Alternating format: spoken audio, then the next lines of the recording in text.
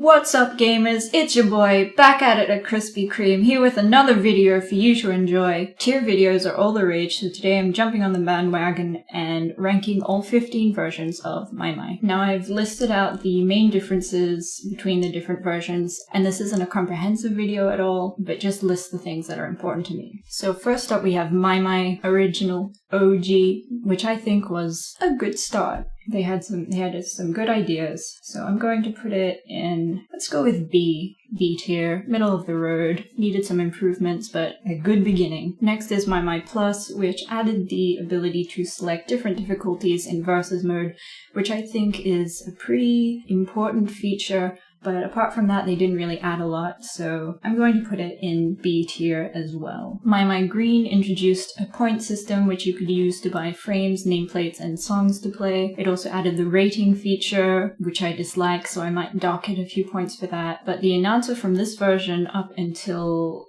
Murasaki Plus was Yu Asakawa, who is the voice actor of Megurine and Luca, which I think is pretty cool. Did not know that. So I'm going to put it in A tier. It's just the vibe of the thing. Green Plus added the ability to customize the slide and break sounds, but apart from that didn't really innovate. So I'm going to put it in C tier. Now Maimai Orange was the first Maimai that I played in 2015.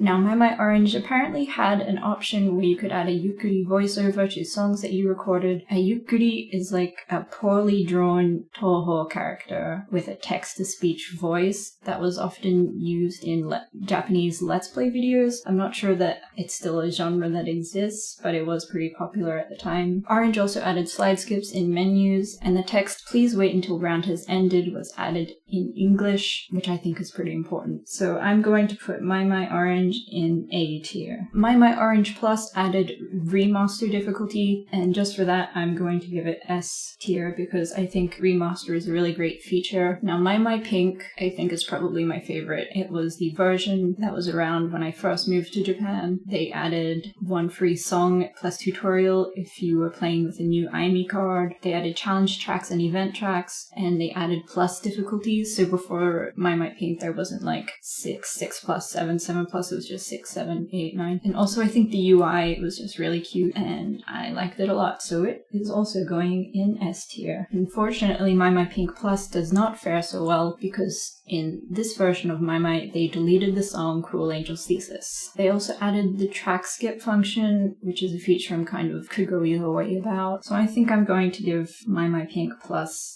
a C. Maimai Murasaki was the first version to have the name of the color in Japanese. With this version, Sega added the Enkaijo, which I think is a really great feature. Had a lot of really fun tracks and charts. My favorite was Chino's Perfect Maths Classroom, in which you had to use your elbows. And while you could still only upload one song per round of Maimai, you could choose after every song which one you wanted to upload. So if you changed your mind later on and wanted to upload a later song, you could choose that one instead, which was just a nice quality of life feature. Murasaki was also the beginning of the waifus, with the addition of Otohime. Like this video if you want a Maimai waifu tier list. So overall, Maimai Murasaki, I think it goes in S tier. Murasaki Plus, nothing really happened. C tier. Maimai Milk was the first version to not have a color in its name, and also they added more waifus. I think I'll give it a B tier. Maimai Milk Plus didn't add anything really except for putting Otohime back as a selectable character. It, I think, will also get a C. Now we are up to Maimai Finale. This was the last version on the Ring Edge 2 cabinet. It reused a lot of visual assets from Maimai Milk. They also added Shama and Milk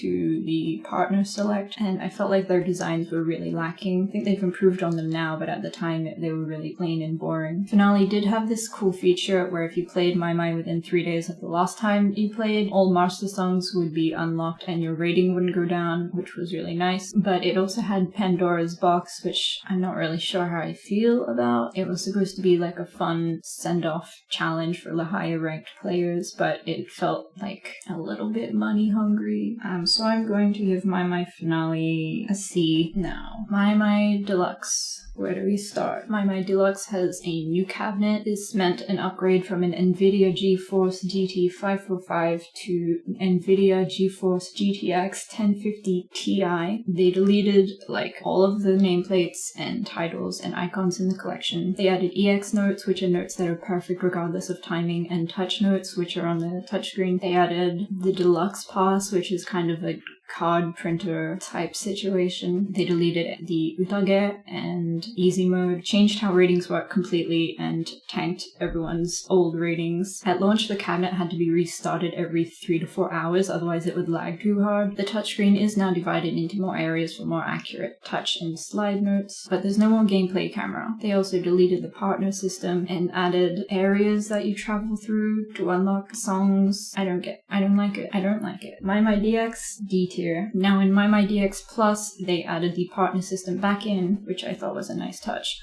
But it sucks. It takes 10 days to unlock one character, and then not even all of the voice lines are done by that character. It just feels like they are reusing assets from Maimai Milk and Finale, so I think Maimai DX Plus will also get D tier. So that's my Maimai tier list. What do you think? How would you rate the Maimai versions? There's a link to the tier maker template down in the description, so you can make your own tier ranking list of Maimai. I'm not really into Maimai as much as I used to be, and there's not a whole lot to make videos about regarding Maimai. So should I stick to making videos about Maimai, or should I make videos about other rhythm games or music? Let me know. Also, should I stick to just making videos, or would you be interested in streaming? That's something people do, right? You should also join my Discord server for Maimai players. It's in the description as well. Thank you for watching. Maybe I'll make a video more often than every 6 months. I don't know, not making promises. Bye.